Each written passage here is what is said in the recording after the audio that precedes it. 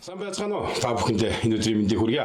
Инженерүүд үдийн цаг болоогийн маань 3 дахь дугаар ийхүү та бүхэндээ хүрж байна. Манай өнөөдрийн зочин инженерээр автын электроникийн салбарын тэргүүлэх инженерүүдийн нэг Николдман өнөөдөр зочин инженерээр оролцож байна. За, миний зөөрийг нэг гоё танилцуулаарай.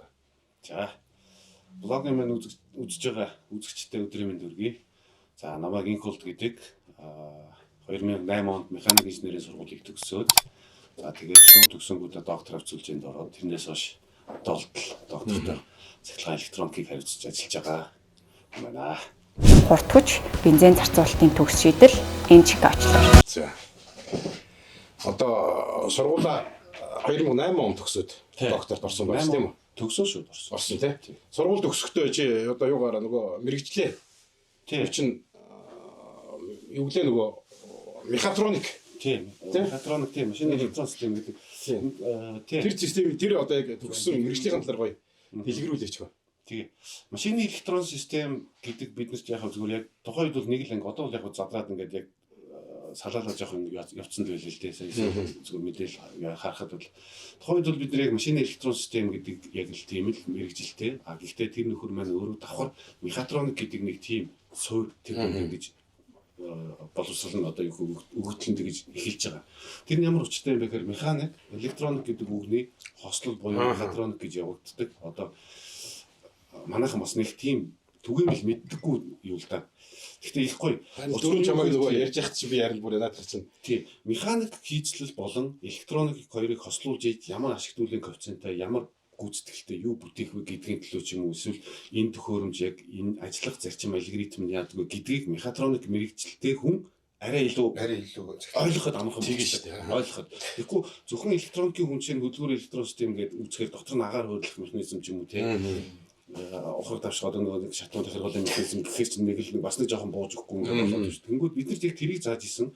Гэхдээ хажуугаар нь яг электрон хөдөлгөөрийг удирдах байгаа электрон систем гэдэг тийм автомашины бүхэлдэл тэгэл зааж байгаа юм л да. Тэгэхээр тэр нь өөрөө бас яг одоо өдий 20 жил ажиллахад бас нэлээд тулгуур болж байгаа. Айгүй том түшиж суулсан тийм юм байхгүй. Тэгэлгүй авах одоо нөгөө онл практик хосолж байж болж нөгөө нэг инженерүүд бид нар чинь одоо онл практик хосолж иж одоо илүү одоо нөгөө дөнгөж төгсөх зарай илүү туршлагатай аль тэр шиг одоо яг нөгөө юу гэдгийг тийм үү одоо зүгээрж ярьж байгаа шүү хөшөө тийм үү. Гэхдээ номын нэг үзэхдээ механик талыг нь бас электрон талыг нь үзчихэр чинь хүн хамаагүй илүү ямарваа нэг юмны зөвхөн электроник талыг нь харах биш. Хөдөлгүүрийн механик бүтц ажиллагааг заагаад дээрээс нь инжектор буюу электрон удирдлагын систем, сенсор мэдээлэл, дата боловсруулах, буцаад удирдах гэдэг юм заагаад эхэлчихэр чинь арай нэг тийм яачдаг юм л да. Зөв. Үйл маягаар тийм ажиллагаад одоо юу юм бэ? Сургуулиас бол би их юм сурсан. Нэлээд дөрөвтэй чиглэлтэй айгу ерөнхийн нэг жанжиж жоох нэг бол тэндээс гаргасан. 2008 онд ч нэг 8 онд доктор авцуулжэнд ажил орж ирж ирсэн тий. 7 онд би нэг 4-р курст нэг дадлагаар нэг ирж ирсэн. Тийм нөгөөс гараад хэдүүлээ тохиол маа гэдэг ингээд ирж. За тэгээд ерөнхийдөө 7 онд ч нэг дадлагаар ирэхдээ нэг компьютер ажиллагааны багж моц гэдэг чинь Баярот 4 дээр гэдэг байсан шүү дээ. Баярот мартаа ингээд хардсан. За тэгээд ерөнхийдөө тэндээс чи бүр цаашаа тэгэл сургууль дээр бол мэдээж бид нар тийм багц ингээд үз байгаа юм л да. Гэхдээ тэр бол оюутнууд хүртээлгүй. Тэгээд яг тэр нэг дадлаг дээр чинь жинхэнэ нөгөөдөл чинь барайл ингээд үзэнгүүцэл бүр улам л өөрийг хооноос нэг юм гэж маажаад. Ер нь бол одоо манай автын инженерүүд ч гэсэн ер нь миний хувьд ч байд юм уу одоо манай бидний одоо үрэлтийн хувьд ингээд харж байхад ер нь автын инженер гэдэг бол зүгээр нэг юм цалингийн төлөө ажиллаж байгаа ажил. Бидний бүр юм хобби болцсон тийм биз дээ. Яг одоо ингээл нөгөө алдааныхаа араас нэг утас чатаад явчихсан нөгөөхний араас ингээд цахилгаанч одоо ингээл явах чинь бидний бүр юм хобби болчдөг шүү дээ. Тэгэхгүй яхан тэр чинь бүр ингээ хобби болгоос гадна одоо нэг өмнө дугаар дээр орж ирсэн бол Баярот бид доктор 6 дээр яг нөгөө нэг 10 дугаарын доктор ч анх чи яг нөгөө хүн засварын төвөж нээжсэн шүү дээ. Тэр анхыг тийшээ чиглээд бөөнөр очиж исэн. Тэгж явах чинь ингээд зарим нэг машин дээр бүр ингээд 7 хоног 10 хоног 14 хоног ч юм ингээл ноцтой бол байж болох бүх магадлал шалтгаанууд ингээд үзээлэн ингээл тамхи татсан ч юм ингээл яасан ч байсан завсар заагасан хоол идсэн ч ингээл бодоостой ингээл тэгэл сүүлдээ яадаг зүүдлэн шүү дээ. Зүүдэндээ учрыг олсон юм байна уу? Байгаа. Байдаг. Зүүдэндээ тэр даачиг чинь ийм map чинь одоо чинь manifold absolute хөдөлгөөр орж байгаа сорхоолон доторх даралтыг хэмжиж байгаа юм чинь тэрний мэдээлэл чинь зөрүүлээд бензин удирдлага буюу инжектор эмисгүй бүх юмд хамааралтай шүүж гэдэг юм уу? Яг нэг одоо л мэдээж би тухайн үеийн зүйлөө санахгүй дээ. Гэхдээ зүүдэн дотроо яг нөгөө нэг байж болох олон магадлалуудыг үзчихэд яг үзээгүй юмыг зүүдэн дотроос би олж исэн тал байна. Баяраа ч тэгж ярьдаг гэсэн зүүдэлтэйгээд ир боолч бид яг ингээд бүр ингээд нэг яг нэг юм орчгоорч нөгөө орчгороо бүр яг чаддаг шүү дээ. Бүр сүүлдээ бүр шар гожгоноод бүр өөрн 9 жирэл болно шүү дээ. Зөө. За ингээд ерөөхдөө 20 жилийн туршлагатай одоо яг электрон удирдлагын системээр мехатроник чиглэлээр мэргэжсэн маа найз минь бас бид хоёрыгоо бодоход бол эн чинь инфлюенсер хүн шүү. Тэ? Манай хоёрыгоо бодоход бас нэг инфлюенсер одоо чинь электрон жаалууд гэдэг манай найз маань хөтлж явуулдаг пэйж байгаа. Тэ 60,000 дагагчтай тэ. Манай хоёрынхоо саб мабыг бодоход бол тэгээд нилээ сүүлд хийж байгаа бичлэгүүд нь бол ер нь бол дандаа л нэг мэргэжлийн тал юм тий. Тэгээ ер нь бол тий манай инженеруудын маань үдийн цанд орж байгаа энэ инженерүүд маань түрүүчийн дугаарууд дээр ч гэсэн хэлж байсан. Хэрвээ та яг энэ талаар сонирхолтой тийм үү? Энэ талаар ингээд мэргэжья, медиа гэж байгаа бол бас бидний тий одоо мэргэжлэгт найзууд маань бидэртэй холбогдоороо одоо мехатроник чиглэлээр тийм үү? Одоо батарейны чиглэлээр дөрөв орж ирсэн манай Эрбол маань инженер маань байж байна. Эдгээр маань бүгдээрээ та бүхэндээ мэдлэгээ хуваалцахад бас бэлэн шүү гэд бүгдээрээ бол гараа өргөж байгаа тийм үү? За миний өчнө гоё энэ 20 жилийн хугацаанд одоо юу ялаа штэ. Анх ажлын гараа эхэлж явах үеийн одоо тийм нэг гоё хөгжилтэй нэг тийм гоё дурсамж гоё яриач хөө. Гоо одоо тэгээд зөндөө одоо тэгээд хөөг юм болно шүү дээ. Тэгээд ярьж байгаа юм яриа шүү. Гоо тэгэл 9 бүсэл юм болно тохиол мөхөл анхцсан нэг зигзаг төв гэдэг байсан шүү дээ. Зигзаг төв гэж яг доктор авчилж нэгдсэн байсан. Гэхдээ зигзаг төв гэдгээр нь одоо Улаанбаатар хэлбэр уртлын тийм үү? Хоёрдугаар төрлийн ойлголт байсан. Тэрийг бол мэдэх бах. Тэнд анх би яг нөгөө нэг тохиол суйрлуулалтаар өсгөх ярилцлага аваад ажиллаж исэн. Тэгээд ямар ч байсан нэг сайхан ажилд орж исэн. Тэгээд хөгтөөхтэй байгаа. Тэгээ нэг гоё хошин шагдаг. Тэгээ нэг гоё юм яриад байгаа ч тийм. Манай тод үлдсэн нэг гоё юмнууд байдаг шүү дээ тий. Тод үлдсэн юм уу? Тод үлдсэн юм дотор ч тэгээ бас тодоо бол байна шүү дээ. Амаагүй шүү дээ гоо тий. Ааштай сайхан залуу хүүхдүүд байлаа. Тий. Янз ил очтой хүүхдээ өнөө зөндөл гар тохиолчлоо байгаа шүү дээ. За яг тулгаар одоо юу гэх юм. Гэхдээ зөв зөндөө байгаа. Ямар ч байсан байгаа. За гоё нэг гоё зүйл болоо. За би хаяаж байгаа байж санал би чинь өнгөг яриа заа. Миний найзлаг ингээд нэг компьютерыг ингэж бариад яваад ирэх чаадаг үлээ. Тийм. Бас нэг байгаа. Аваа зөв ирэхгүй зөө. Тата энэ яаж нэг шиг машигтай гэж. Оо тэр мэтлэн тэгээд хүүгийн заваад юм шиг бодлоо. Баярлалаа тэгээд янз бүр шүү. Өчнөө л одоо дандаа яг залуучууд хүүхдүүд байлаа дөнгөж сургуулиуд ороод ирсэн тийм үү? Шижгэлсэн одоо ёстой нэг галзуу бараа амд гараа гэд мартна гэдэг нас л тий өнгөрч идэв шүү дээ. Тий сургуулиуд төгссөн 22 хүртэл тэгсэр нэг сахилгын дийлдэхгүй бас л хүүхдэрээ чихэж юм хаашиж яадаг тэгээд бас л хачин л юм байсан л та тэгээд гоё л яах вэ?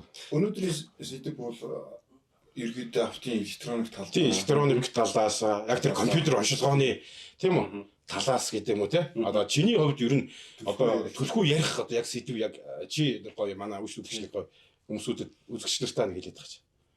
Бид хоёр бол ерөөхдөө бол чамааг энд оруулахад яг авт яг энэ электрон удирдлагын систем өдгөр онцлогоо тийм үү? Яг энэ талаас нь сайхан задлаа яриулчих гэсэн юм бодол байгаа юм л та. За ер нь ийм ихтэй тараа хэдүүлээ электрон удирдлагын систем гэдэг ер нь яг яагаад бий болсон юм. За мэдээж бий болсон бол мэдээж ойлгомжтой тийм үү? Байгаль экологи хоригнуулгүй за тухайн хөдөлгөөр ашиглуулах коэффициент өндөртэй бензин зарцуулалт хамгийн бага байх ёстой ч юм уу гэдэг ингээд олон шалтгаан байгаа шүү дээ. Одоо бол яг зөвхөн би тайлбарлая л технээс нь. Карбюратор хөдөлгөөр энэ бүр дээр юм карбюратор. Карбюратор хөдөлгөөр яа гэм бэхээр intake manifold сорох хоолойч ингээд 4 форсунк руугаа ингээд 4 цилиндр хөдөлгөөр ингээд юм байгаа шүү дээ. Ингээд ийм салаа ийм manifold байж байгаа чинь карбюратор зүгээр энэ дээрээс нь бензин асгаж шүү дээ. Зүгээр л дээрээс нь гэж асгаж байгаа. Дээрээс нь агаар орж байгаа агарын дунд нь ингээл зүгээр жоохон тоосруулсан босгоод хэсгэл асгаа хийж байгаа шүү. Тэгэнгүүт нэгдүгээр жилийн орх клап нь нэгтгэд поши өрөө доошоо бууж байгаа шүү. Сорж байгаа шүү. Тэр сорлоор л орно. Тэгэнгүүт яг тэр орж байгаа агаартай холилдсон бензин 100% байлаа гэхэд тэндээс баг хэд хэмтэй 80% зөвхөн нэгдүгээр цилиндрт ордог ч юм уу тийм үү. Үлдсэн 20% зүгээр сорхоолоо хандаа наалдаад ч юм уу эсвэл орж амжаагүй байхад нь калапаа Калапаа. гээд ингээд нэгдүгээр бензин зарцуулалт ашиглуулын коэффициент маш биш бензин зарцуулалтанд хяналт байхгүй. Зүгээр ингээд задгаа асгаал явчихсан гэсэн. Хоёрдугаар яг тухайн тэр асгасан бензин цацж байгаа бензин маань өөрөө яг тэр цилиндртээ ороод хөдөлгөөрийн даралт одоо яг үнцэн ажиллаа хийгээ ч юм уу яг тэр хөдөлгөөрийн мушх момент үйлдвэрлэхдээ одоо юу гэх тэр кэсрэлт авах эргэлтийг өгөх гээд ингээд ашиглуулын коэффициент зөндөө байна л та. Тэгэхээр эн чинь 89 он баг 90 оноос ч илүү нэлээд ихний юм баггүй. Уг нь бол электрон удирдлагын систем компьютер тавьдаг чинь. За тэгээд одоо бид монголчууд бол яг анх мэддэг нэг юу шүү дээ. Excel-ээс л баг эхэлсэн болоо да. Тийш шүү дээ тийм үү. Нэг форсунктай машинууд ороод ирсэн форсунктай. Тэрнээс өмнөхийг бол яг нь мэдээж хуучны гэрмэлгүй ч юм уу байсан байна. А80 одоо бенз эдгэр чинь бас юу шүү дээ. Электрон удирдлагын тийм байсан баг. Яг би нэг сургууль сураад төгсөөл ч юм уу яг л ерөөхдөө л мэдж байгаа. Зүгээр оюутан байхдаа ч юм уу тэрний тухайн үеийг л мэдж байгаа юм л да. Тэгвэл технологи хөгжөөг байсан болохоор нөгөө электроноор удирдах систем хийж амжаагүй. Тийм магадгүй зарим үйлдвэрлэгчнүүд нэвтрүүлэг байсан ч юм уу. Яг нь нэвтрүүлсэн байгаа л да. Тэнгүүч одоо шинэ 90 оны машин чинь манад баг 10-15 жилийн дараа ирдэг ч байсан юм. Бараг 2005 онд орж ирдэг ч байсан. 2000 оны ихэр чинь одоо Excel-үүд энэ чинь Excel хийх дараа Excel-үүд чинь яг орж ирсэн. Тэгээд нөгөө төвийн форсунктай гарч ирэл тэгэл одоо инжекторууд нь тусдаа ингээл хөгжүүлсэн шүү. Тэгэнгүүт ингээд нөгөө нэг задгаа удирдаад ирсэн ингээд манифолд сорох дэс чинь ингээд нэг бензиний магистрал тавьчихсан. Бензиний магистрал тавиад 4 форсунк тавьчихсан. Инжектор. Форсунк биш инжектор. Форсунк гэдэг чинь өөрөө бензиний даралтаар нэгддэг дизелийн аппаратурын даралтанд нэгдэх чинь форсунк цахилгаан ороомог ороод ирэхлээр инжектор бол явчихсан. Тэнгүүд 4 инжектор тавьчихна. 4 инжекторыг ингээд тэгэнгүүт чинь энэ дээр сорхол дотор ямар ч бензин асахгүй цацахгүй зүгээр л энэ тал даралттай 44 psi даралттай бензин байж гин. Яг шаардлагатай үед нь зөвхөн нэгдүгээр цилиндр төгөөл зөвхөн нэгднэл бензин дээж байна. За тэгээд ингээд бензинээ ингээд өгөөд эхлэх зөв хуваарлаад эхлэх тийм. Тэгэнгүүт агаар бензин хоёр гэдэг чинь тодорхой хэмжээний харьцаа байх хэрэгтэй. Юу байгаа шүү дээ. Стандарт харьцаа байгаа шүү. Бензин хөдөлгөөний теорем болцсон хамгийн ашиглуулын коэффициенттэй байх хувилбар нь инээ гэж тэр нь яг нөгөө агаар нь 14.1 хэджүүлээ бензин тийм. Одоо 1 литр бензин шатахдаа 14.1 хэдчихдэг лээ дээ. Хэдэн килограмм агаар маш хэмжээний хүчтэй шатаадаг гэсэн үг байна. Тэгэнгүүт энэ харьцаанд зөв байлгахын тулд мэдээж юугаар хянах юм бэ гэхээр зөрүүлээд гарч байгаа тесэрж байгаа хортынээс мэдээлэл авах хэрэгтэй болж байгаа. Энэ яндангаас одоо нөгөө тесэрсэн хортыг энэ бензин их байна уу баяжмал тийм үү? Тийм. Дутмаг байна уу гэдэг. Гэхдээ энэ чинь удирдахаас өмнө мэдээж зөвхөн ингээд форсункуудаар рандомор зүгээр ингээд бензин асгаад байхгүй шүү дээ. 1 4 3 2 гэдэг байгаад байхгүй. Тэр чинь тэрийг тоолгоч тийм. Компьютер гэдэг юм чинь нэгдүгээр тэр форсункыг удирдах хэрэгтэй болж байгаа. Удирдахын тулд хэдэн миллисекундээр хэдэн миллилитр бензин өгөх юм бэ гэдгийг тооцоолохын тулд орчны температурыг тийм үү амбиент температурыг амбиент прешергүй орчны даралтыг даралт гэдэг нь одоо юу гэх бид далайн түвшнээс хэр өндөрт байх юм бэ гэдгийг л маш өөрөө тооцоолох гэдэг байсан байхгүй. Далайн түвшинд байх юм бол нэг агарын нэгт ч өөр. 1000 2000 3000 дээр гарчих юм бол бас нэг өөр болж шүү дээ. Тэгэнгүүт чинь тэрийг агарыг бас нэг даралтын температурын хэмжээгээр юу агарын нэгтэй агарын температурыг хэмжүүлж байгаа. За ингээд байж тал дахиад өдгөрийн температурыг хэмжинэ. Хөрвөлтийн шингэнийг хэмжинэ тийм үү? Хөрвөлтийн шингээ хэдэн градус вэ? Ер нь би хаана байгаа Монголд байгаа юм уу Африкт байгаа юм уу? Гадаа хэдэн градус байгаа гэдгээ тооцоолж ийж тэр бензиний чи өгөх хэрэг болоод байна л. Гээд ингээд зөндөө олон тоо бодож байгаа. Эцсийн үр дүнд форсунк бензинийг л удирдах гэдэг. Ер нь электрон удирдлагын систем ашиглуулын коэффициент ямар байх юм гээд ажил хийх гэдэг байгааг ганцхан удирж байгаа юм ерөөсөө бензинийг л удирдах гэдэг. За яг сүүлийн үеийн мундаг хөдөлгөөрүүд бол одоо технологиуд байна л та. Тэднэр бол мэдээж нэмэлт одоо secondary air injection гэх юм ингээд нэмэлт өөр системүүд бол байгаа тусдаа хөдөлгөөрийн компьютер удирддаг. Гэхдээ хөдөлгөөрийн компьютерийн үндсэн гол ажил бензинийг л удирдах гэдэг. Тэр хэмжээгээр одоо юу гэдэг юм тийм. Одоо чиний ярьсныг одоо манай үзэж байгаа одоо тийм үү үйлчлэгчтэй гэдэг юм одоо хэрэглэгчнэрт тайлбарлаад ярих юм бол ерөөсөө таны одоо бидний яриад заншсан чинь нөгөө инжектор гэдээ яриад байхаар бас тий ойлгохгүй байж магадгүй инжектор гэдэг байгаа зүйл маань одоо юу гэдэг юм бэ бензин тэргэнд одоо брус гэдэг юм уу тийм үү бензин тэргэнд таны унж байгаа бензин тэргэнд байгаа одоо форсунк гэж яриад байгаа тийм үү тэр чинь инжектор гэж яриад байгаа шүү форсунк гэж бидний хэлээ сурцсан чинь бол ерөнхийдөө бол нөгөө дизелийн даралтаараа л онгордог. Даралтаараа өөрийгөө нээдэг. Тэрийг чинь форсунк гэж байгаа. Бидний бодвол яг харахгүй зүгээр нийтлэхээр л форсунк гэж яриа сурцсан. Сүүлийн дизелүүд чинь бүгд инжектортой. Инжектортой болчихсон тийм. Тэгэхээр ерөнхий таны машины чинь компьютер гэж яриад компьютер онцлогоо өнтер гэж хийгээд байдаг. Тэрний чинь одоо ганц үүрэг нь юу юм бэ гэхээр ерөөсөө таны форсункийг нээхийн тулд одоо саяны манай инженер ярьсан орчны одоо тийм үү бүх мэдээллийг цуглуулж агаад ганц тэр форсункийг нээж өгж байгаа одоо ийм одоо бензинийг л хөдөлгөөд хэр хэмжээний бензин өгөх юм бэ гэдгийг маш олон тоо бодож ийж олон мэдээлэл цуглуулж ийж тэрийг удирдах байгаа байна. Удирдах байгаа. Тэгэнгүүт одоо сая ингээд олон мэдээлэл цуглуулад удирдсан шүү дээ тийм. Бензин өгчлөө тийм. Тэгэнгүүт ер нь би яг зөв ажиллаад байна уу? Миний өгж байгаа ер нь яг зөв гэдгээ зөрүүлээд яндангийнхаа мэдрэгч. Яндан дээрээс ламда гэдэг нөгөө химийн олон физик химийн шинжтэй олон нэг юмуд байгаа л да үзүүлж байна. Тэндээсээ яндагийн мэд датчигнасаа airflow ratio гэдэг нэгдүгээр датчиг. Хоёрдугаар датчиг бол зориулт нь өөр үүдэг. Нэгдүгээр датчиг чинь airflow ratio буюу агаар бензиний яг харьцааг хэмжих гэдэг юм гэж байна. Буцаагаар зөрүүлээд на бензин чи их байна, баг байна, хорт хийж ингээд тэгээд энэ гэдэг л мэдээг л компьютерт өгвөл ингээд ийм close юу гоё хаалттай битүү удирдлагын систем гэж ярьдаг өөр хяналтын удирдлагын систем, хяндаг удирдлагын систем гэж явчихна гэсэн үг. Тэгээд яндан дээрээсээ буцаагаар зөрүүлээд мэдээлэл авчнаа. Тэгээд өөрөөх нь дахин нэг циклдээ апдейт хийгдээл өөрийнхөө ажлыг л ингээд засаад яваад байгаа гэсэн үг байхгүй.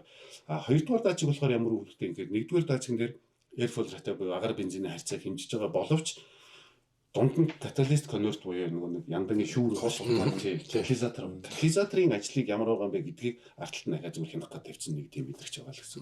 Тэгэхээр яндагийн датчиг гэдэг чинь 1 2 дугаар датчиг чинь бүртэл хоорондоо үүрэг нь өөр байхгүй. За тэгэхээр сая ингээд удирдлагын систем чинь мэдээлэл аваад ингээд зөрүүлээд бензин удирдаад ингээд ажиллаад байгаа шүү дээ. Тэгвэл энэ нөхрийн ажиллагаа ер нь яг ямар байгаа юм бэ гэдгийг инженерүүд бид ингээд машин засах гэдэг хүмүүс хөндлөнгөөс ингээд хяналт тавих хэрэгтэй болно шүү дээ. Эвдрэл гэмтэл нь яг зөв ажиллаад байгаа юм уу гэдгийг үзэхийн тулд үндсэн автомашины компьютерийг хажуунаас нь ханддаг компьютер онцлогны багц гэдэг юм марч байгаа. Тэгэнгүүтээ энэ нөхөр өөрөө хөдөлгүүрийн компьютер маань ингээд бүх мэдрэгчүүдтэйгээ харьцаад мэдээлэл цуглуулад ингээд ажиллана. Гэхдээ миний ажиллагаа юм байгаа шүү. Эдгээр надад ийм мэдээлэл өгж байгаа. Би ийм нөхцөлтэй ингэж ажиллаж байна гэдгийг зөрүүлээд компьютер онцлогны багц нь л репорт өгж байгаа. Илтгэж байгаа л тийм л мэдээлэл багхгүй. Тэгэхээр компьютер онцлогоо гэдэг зүгээр үндсэн агуулга нь бол машины үндсэн компьютер бол мэдээж үндсэн машин дээрх ажиллагаагаа хянаад явж байгаа. Тэр компьютерний ажиллагааг хянахын тулд бидэнд одоо бидний тулгамдаад байдаг машин чек астагтай шар гэрлэсаад энд очиод компьютер онцлогоо хийгээд идэх чинь ерөнхийдөө гол хар замхан нэг юм байгаа гэсэн. За сүүлийн үед юу гарчаад шүү дээ. Одоо хөгжүүд зүгээр нэг дараа хоббидийн хоёр буюу нэг жижигхэн адаптер хийгүүтээ утсан дээр нэг код ридер хийгээд шүү дээ. Баг өөртөө ингээд онцлог би ингээд компьютероор алдаа устгах ингээд яваад байгаа байхгүй. Тэнгүүд энэ өөрөө компьютер онцлогоо мэргэжлийн компьютер онцлогоноос хэр зөрүүтэй байхын талаас нь ерөнхий мэдээлэл өгч. За мэдээж зөрүүтэй. Тэр бол зөрүүтэй. Мэдээж мэргэжлийн онцлогооны багц гэдэг бол компьютер онцлого гэдэг нь өөрөө сая бол хэдүүлээ зөвхөн тэр машины компьютерний алдааг л хянах талаар зүгээр одоо тий засвар үйлдвэрлэлийн хүмүүс хэлдэг мэдэн шүү дээ. DTC буюу алдааны кодыг л илрүүлж байгаа. За тэгэнгүүт тэрэн дээр ахаа цаашаа ямар үйлчлэл явах юм гэхээр data stream буюу live data гэдэг тий багснаас хамаарат тухайн яг машины яг активчээс яг репорт яг одоогийн ажиллаж байгаа репорт үр дүн бид хянах боломжтой. Дээрээс нь актив тест буюу бид нар онцлогооны багжаар уцаагаад компьютер руу хандаад над нэгдүгээр жилийнхаа чи форсункыг хаадаа гэдэг командыг чи хаагаад үзтээ гэдгийг бид нэр ингэж хөндлөнгөөс ингэж нөлөөлж бид бас ингээд дүгнэлт онцлогоог аргачлал ингээд дээрээс нь special function бүр тохиргооны функцүүдийг ингээд явуулчихна. Тэгээд эхлэхээр чи мэдээ зүгээр нөгөө гарцсан дээр үүдэг чинь бол яг зүгээр нэг аппликейшн дээр яг мэдээж гарцсан дээр байдаг зүгээр сайн онцлогооны багцууд байдаг л байл. Тийм байдаг юм. Яг нэгдүгээр тэр сайн нь одоо юу гэх тэр олж ашиглаж чадж байгаа юу? Тэр их чухал. Хоёрдугаар тэрийг яг 100% яг тэр төхөөрөмжн дээр яг ямар гүйцэтгэл юу байгаа юм бэ гэдэг нь яг 100% өөрөө мэдээж тайлж ашиглаж чадах уугүй юу гэдэг чинь бас эргэлзээтэй л дээ. Тэгэхээр мэрэгжлийн яг тоног төхөөрөмж онцлогооны аппарат тэгвэл тэр ридер гэж ярьдаг шүү дээ. Тэр хуучин нэг тийм онцлогооны бац өгсөн шүү дээ. Ямар ч өөр илүү функц үйлдэл байхгүй зөвхөн алдааны код л уншдаг. Зөвхөн уншдаг. Кодоор тэр юм л алдаа гэж гаргадаг. Тэндээс цааш ямар ч энүүгээрээ юу гэх гээд байна гэхээр ерөөхдөө одоо яг иймэрхүү чиглэлээр ингээд онцлогоо энд хийгээд өчнөө болон ийм хүмүүс тайлбар гарсан байж байгаа байхгүй. Тэрэнгүүт чи нөгөө үйлчлэгчдийн машинд ингээд буруу онц тавьдаг тийм. Ингээд за ингээд алдаа гараад ирэнгүүт нь P0171 ч юм уу ингээд алдаа гараад ирэнгүүт нөхдөө тэрийг яг ямар үүрэгтэй ямар алдаа гарч юу гэдгийг мэдэхгүй. Тэрийг шууд Google-тэнгүүт ингээд хайгаа гаргаад ирж шүү дээ. 6 хэлбэрээр гаргаж ирэл энэ ийм юм шиг байна. Энийг солих юм байж гэдэг юм. Ийм үйлчлэгчтэй ингээд буруу мэдээлэл өгснөөс болоод эдийн засаг одоо машиныхаа одоо цаг зав бүх юм ингээд алдаад явж байгаа байхгүй. Тэр тохиолдолд за би тэрийг ахаад бүр гоё дэлгэрүүлээ жоохон нуршиж магадгүй жоохон бүх дэлгэрүүлээ тайлбарлаад манайх ингээд нэг юм шиг зүгээр миний ойлгож зүгээр миний дотоод бодол шүү зэ. Би нэг юу аахгүй гэхдээ зүгээр надад нэг тийм муухай санагдаад байт. Нөгөө олон жил ингээд нэг юм нэг одоо юу гэх нэг юм сүсэг бишрэл лам хуургаар ингээд яваад сурцсан болоод ч тэгдэг юм уу зүгээр ингээд машин болохоо байна шүү дээ тийм. Машин болгоод нэг гэрэл хасгаар ингээд тодор анимашн дэр ингэж яг хүн мэдэхгүй л байгаа л да мэдэхгүй. Гэхдээ тодоогоос асуугаад тодоо тэрийг яаж мэдэх юм бэ? Компьютер онцлогооны багцсан за зүгээр powertrain буюу P кодтой юм дэр ингээд зөндөө бол алдаанууд байгаа шүү дээ. Маш олон алдаа байгаа. Тэр олон алдаанаас аль нь гарч байгааг ягаад ч хүн тодорхойлох боломж магадлалч байхгүй байхгүй.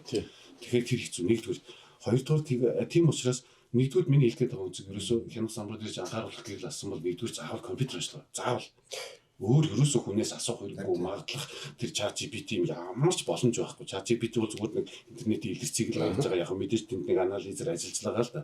Тэгтээ инженерийн толгой шиг шүү тэгж нарийн тусалгүй. Энд тийм одоо нөгөө Facebook групп дээр ингээд битүү цаг ингээд код тавьсан те. Код тавиад асуух юм бол харин гоё. Код тавиад асуух юм бол тийм чинь жинхэнэ гоё юм ярих гэдэг байхгүй. Баг код тавихгүйгээр код тавих ийм гэрэл асчлаа. Яах юм бэ? Доор ингээд хүмүүс наад чинь би яг тэрэндээ л байгаа гэж. Ямар ч юм лам сууж байгаад нэг 21 татаад тий. Тэртэй байна. Тий. Тийм болж байна шүү дээ. Нэгдүгээр жолоочнор маань өөрсдөө яг тэр хандлагыг ерөөсө бүр болох хэрэгтэй. Бүр болчих хэрэгтэй. Нэгдүгээр хоёрдугаар за нэгтгэн компьютер онцлог хэрэгтэй болсон тийм. Компьютер онцлог хийхдээ хаана юугаар хийх юм бэ гэдэг чинь аягүй чухал. Аягүй чухал. Яг түрүүний хоёлаагаа ярьдаг. Одоо зүгээр ингээд над руу ингээд электрон жаалгаад пэйжэр ч юм уу за доктор авч үзлэгээр зөндөө дуудлага ирж байгаа шүү дээ хүмүүс ингээд хандаад цэцэг үзлэг хийх гээд за та ингээд алдааны код нь байна ингээд компьютер онцлог хийх юм гэхээр хийлгэсэн гэж байна. Тэгээд ямар алдаа гарсан юм бэ гэхээр мэддэг зүгээр яндна гэсэн шүү дээ. Тэгээд та алдааны код нь яг байна над код харуулж би танд ингээд зөвлөд өгсөн юм а гэхээр тийм юм байхгүй эсвэл нөгөө нэг ямар хаана онцлогоо хийлгэсэн гэхээр зүгээр дуудлагаар нэг хүнээр хийлгэсэн юм а. Тэгээд тэр хүн яг яаж үзсэн юм бэ гэхээр зөвхөн уцнаасаа ингээд харчаал надад яндагийн тач гэж явцсан шүү дээ. Тэгээд бид хоёр тэгсэн бас ийм зөндөө кейсүүд тохиол. Тэр кейс бол зөндөө. Тэгэхээр энэ дээр зүгээр яг нэг үлгээд жолоочнор маань яг онцлогоо хийхдээ нэлээд ач холбогдол өгч хаана ямар баг зэрэг үзүүлэх юм гэдэг аюул чухал. Маш чухал. Хоёрдугаар за зүгээр засвар үйлчлэгээ хийдэг тийм.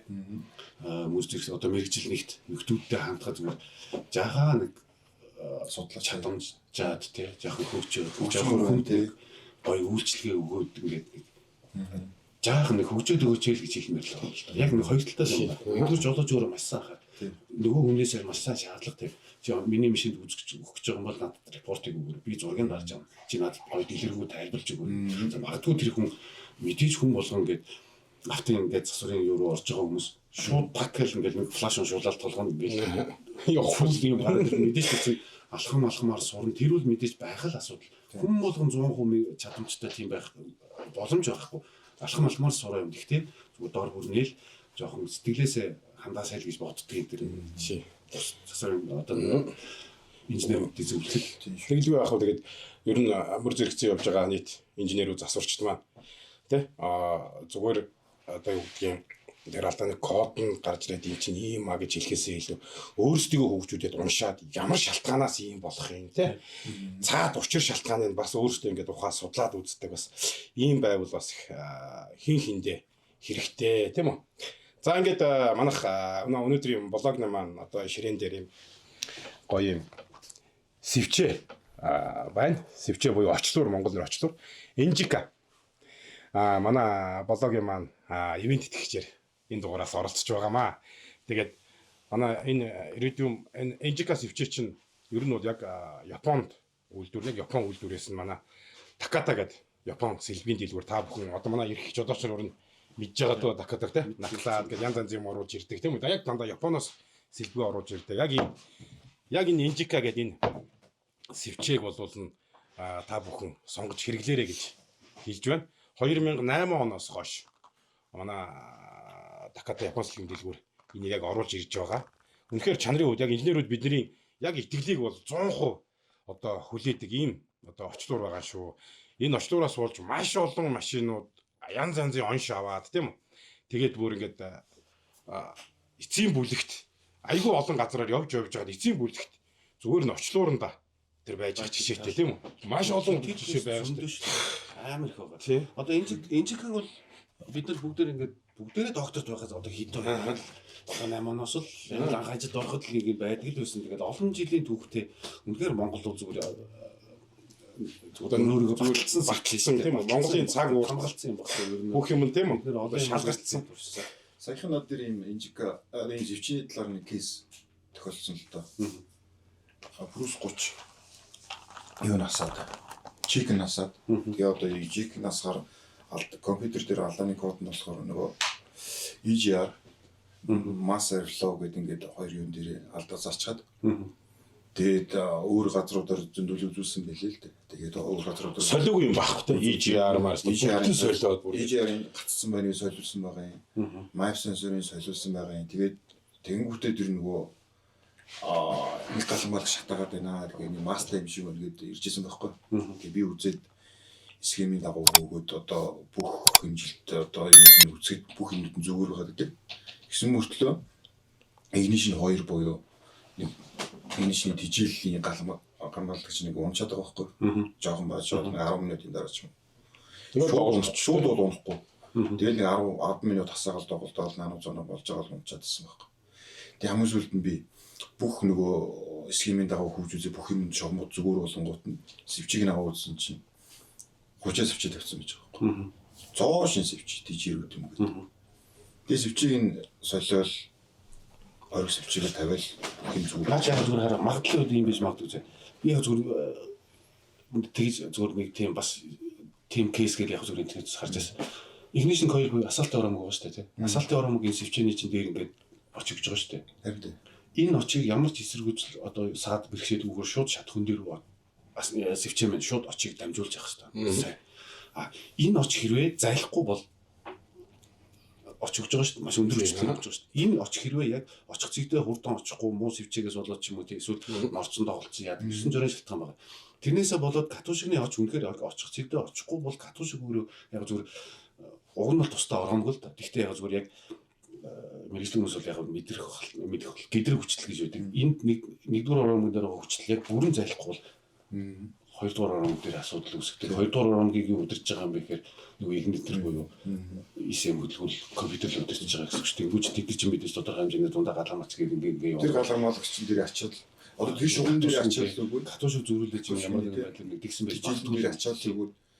Одоо ер нь бол манай нийт хэрэглэгч жолооч нар маань ер нь инжиг ер нь сэвчээ буюу очлуурыг эргэлзэхгүйгээр инжигаг сонгож байгаарай л гэж зөвлөе.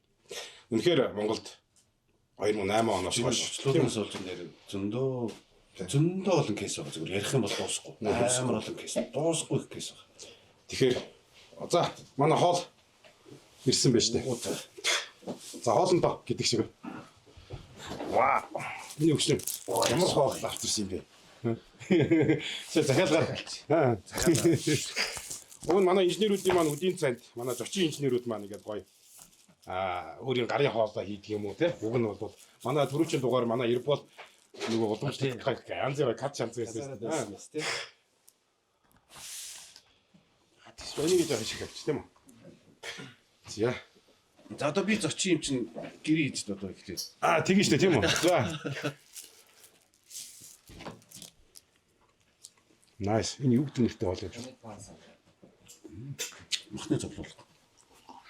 За, ерөнхийдөө бол бид нэр сая хэрэглэгчнэрт электрон удирдлагын систем гэдэг ингээд нэг ерөнхий тайлбарлаад яг амар юунаас ярьлаа л та. Өргөжлийн төвснөөс тийм үү жоох ингээд ярьчлаа шүү дээ тийм.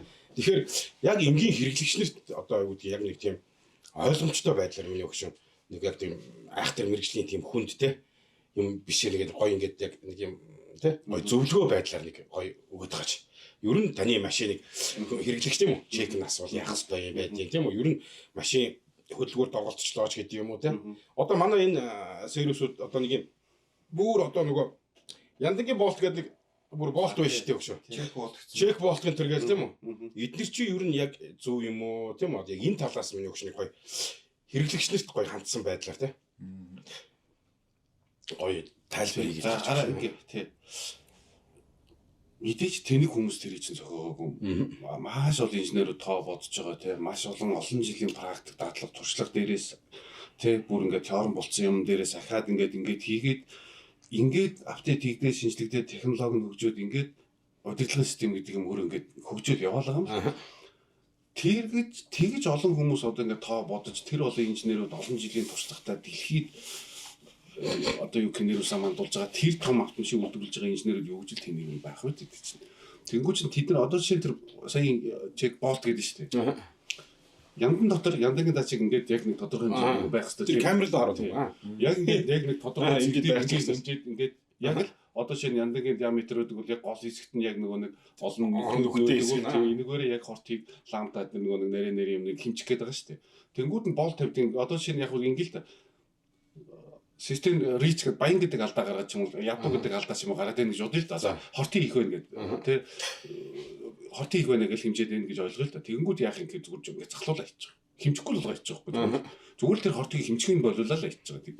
Тийм юм гэж байх үү. Тэр машин чи өөрөө үнэхээр өөрийнхөө хортыг тэр чинь зүгээр л хуурж байгаа юм л да. Тийм үү. Тэрнээс л гэтээ ер нь бол одоо ингээд бүр нөгөө кромнууд гэдэг юм 200 кромоор ч манай Монголын бензиний холоод угаасаа яндагийн дайчиг нь 1000 солиод нэмэргүй гингод одоо нөгөө тэжээр энэ бүр шууд блок энэ хийж байгаа шууд одоо тэр яндагийн дайчиг нь бүр тий блок хийж байгаа шүү дээ. Тэр яг одоо үнэхээр яг манай Монголын бензинээс болоод байгаа юм уу? Нэлээд эсвэл арай өөр юмд байна уу? Тэр талаас юу шиг судалсан юм байна. За одоо бензинийг ярихаар одоо ярина л та. Ярина л та ч байхгүй тэгээд бензин бол яг нэг үлгээд манай Монголд зүгээр үнэхээр эмзэг сийтэв. Хэцүү. Олон би нөгөө нэг Казахстанд нэг сар шахам ажилласан шүү дээ. Казахстан шинэ доктор нэг тэгээд би чинь зүгээр энд л байдаг туршлагаар л ярьж байгаа. За жишээ нь ядуу холмог үүсэж байгаа машин байгаа да. За таад нэг тим багж бэлдэж байгаа те баг ядуу холмог үүссэн бол би очоод нэг хэдэн борсон гэдэг эслэгч юм уу те зүгээр ингээд нэг механик жоохон ажлуудын за сахилгааны ажлуудыг ингээл хийн гэл ингээд ингэнгүүт чинь тэнд нь очоод ингээд 4-5 машин үүссэн чинь хар форсон нэгч байхгүй зүгээр ингээд шаралдаг газ машиных ингээд нэг шаралчдаг шүү дээ. Шаралчдаг тийм л ямар тортог байхгүй нагаар байхгүй. Би Казахстан сар байхдаа P071 буюу агаар бензиний найрлагдах бензиний хэмжээ багасчлаа гэдэг алдаа нэгч гаргаагүй шүү. Тэгэхээр манай бензин өөрөө томдос ихтэй тэгээд нөгөө нэг яг л нөгөө физик хими шин чанар нөгөө нэг давирхай хөхрийн агуулмж их гэдэг ингээд дуулах гэл ингээд юу ч 9 жирийн нөгөө хими найрлагууд нь их одоо нэг бас муул бензин гэсэн үг. Тэгэхээр энэ яг зүгээр манай нөхцөлд бол яг зүгээр бензиний чанар бол үнэндээ одоо ямар ч сонголтгүй эвлэрэл байхаас л өөр аргагүй нэг бол одоо бөөнөрөө жахсахар чадраа ший. Манай энэ төр засгийн бараг дийлэхгүй байх ч одоо газрын тослын маань нөгөө боловсруулах үйлдвэр маань ашиглалтанд орчууд бас нэг эндээс нэг гайгүй юм бензин гардаг болов гэж Еврото стандартаар л үйлдвэрлэл судлаа л та. 92-ийн за тэр бол яг тэгээд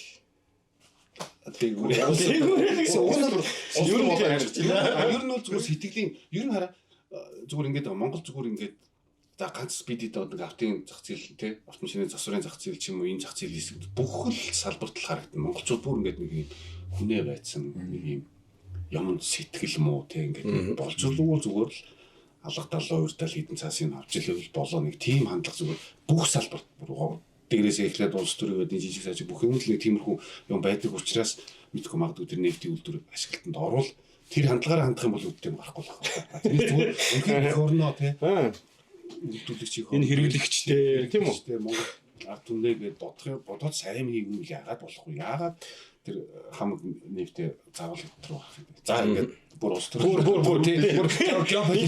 бүр инженерийн үдийн цай биш бүр улс төрчдийн үдийн цай болтоо шүү тийш арай тийш явчихсан тэгээ сүүлдээ айгууд Ирак Ираны дайр ороод бүр баларсан юм болж магадгүй. Одоо тэгэхээр эргээд гоё сэдвтэ орё. Тэгэхээр эргээд бензиний чанар бол тийм яг нэг үлгээд ямар ч арга байхгүй, эвлэрхээс арга байхгүй гэдэг тийм л. Гэхдээ аль болох сайн гэдгийг л бол хийн.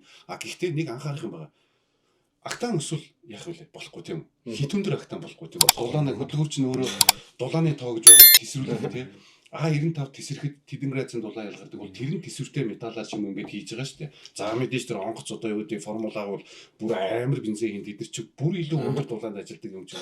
Калапон сорогддог шүү дээ. Калапон сорогдно гэдэг чинь тэгэл ерөөсөө зэвчээ бүр хайлчин тий хөлөг зэвчээ бүр айлаад ингээд хар нөхөлцдөг гэх мэтчлээ жоохоо бензин дээр бол анхаарах юм бол аль болох сайн бензинийг хийн. Гэхдээ сайн бензин дээр нэмээд октан бустер ч юм уу тийм юм хийдэг.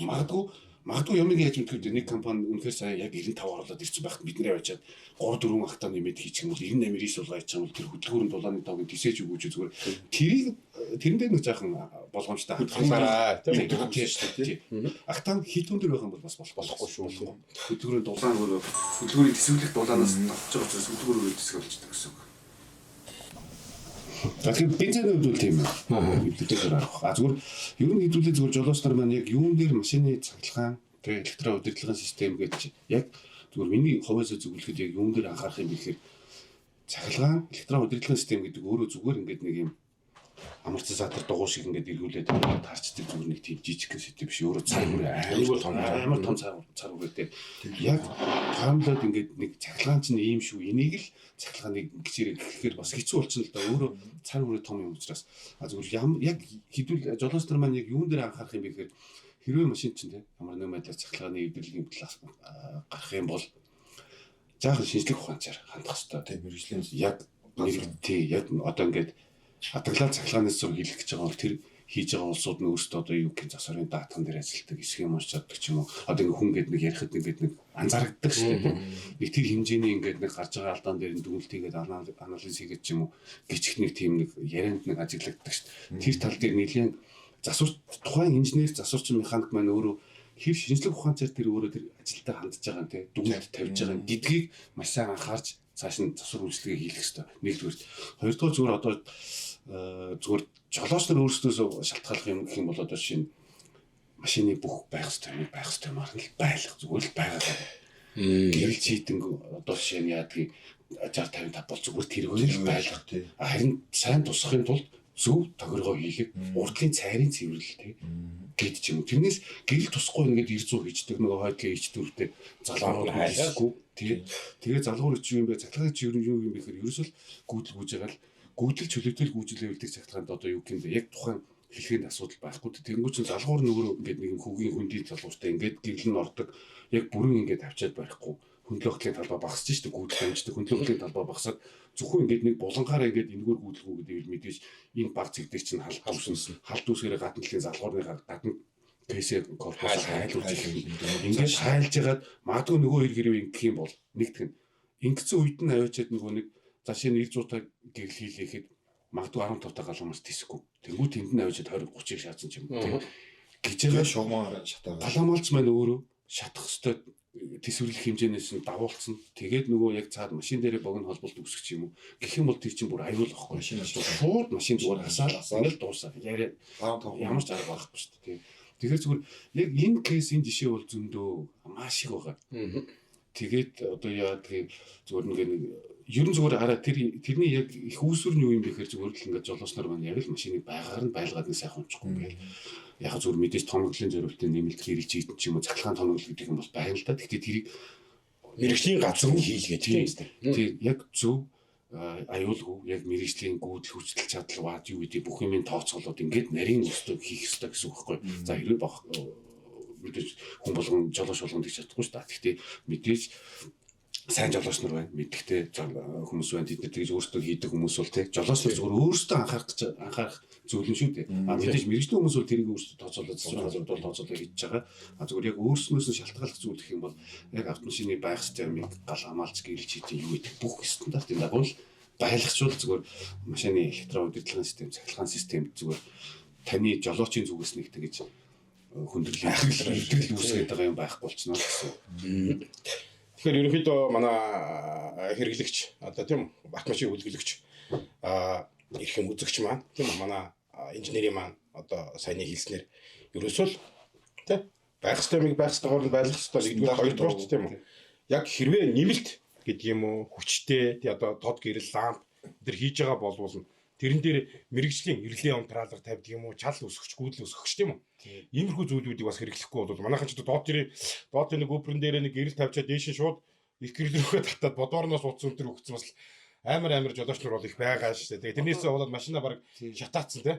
Одоо машин гэдэг нөгөө чиргүүл холбогддог шүү дээ. Тэгмүүд яа зүгээр саяхныхаа нэг жишээ л дээ. Чиргүүлээ ингээд ланд 300 байхгүй. Чиргүүлээ холбохдоо 300 яадаг болсон юм бэ гэхээр технологи нь өөр болсон. Хянах самбар нь өөрөө 2 дохиогоо удирддаг болсон байхгүй. Баруун 2 жигүүрээ хянах самбар удирддаг болсон. Тусдаа дохио ирлээ байхгүй тийм. Дохионы ирлээ гэж байхгүй. Гэхдээ дохио хаазард гэдэг нөгөө төрн хаазард галамолцууд байгаа. Гэхдээ хянах самбар өөрөө тэрийг удирдах байгаа шүү дээ.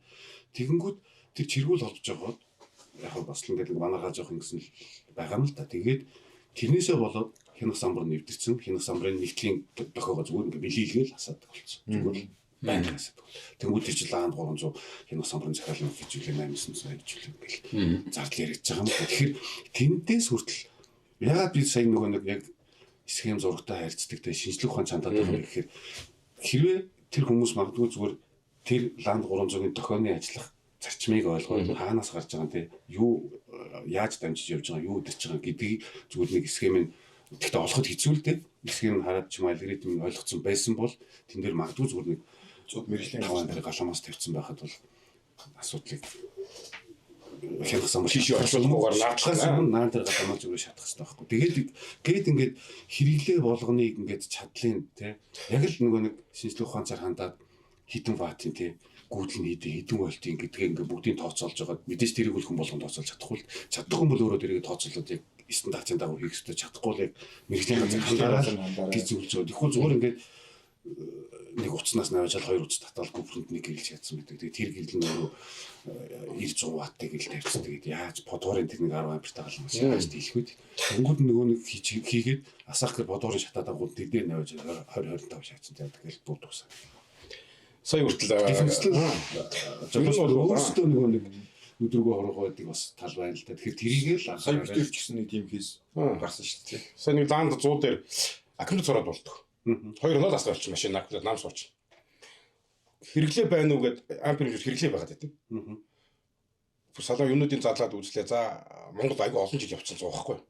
Ер нь энэ тэнд нэмэлт янз янзын юм холбоод юм. Тэгээ тэрийг зарахтай үедээ ч юм салгангуудаа цаанаа нэг ирлээ ч юм уу нэг богино холбоо үүсгэхэд орчихчихэд нилээ юм ухаад үзлээ. Тэгээд яасан гэж.